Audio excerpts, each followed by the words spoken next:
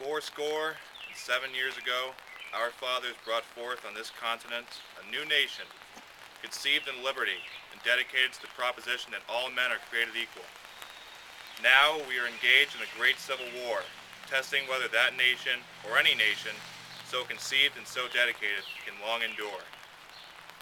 We are met on a great battlefield of that war. We have come to dedicate a portion of that field as a resting place for those who gave here their lives that nation might live. It is altogether fitting and proper that we should do this. But in a larger sense, we cannot dedicate, we cannot consecrate, we cannot hallow this ground.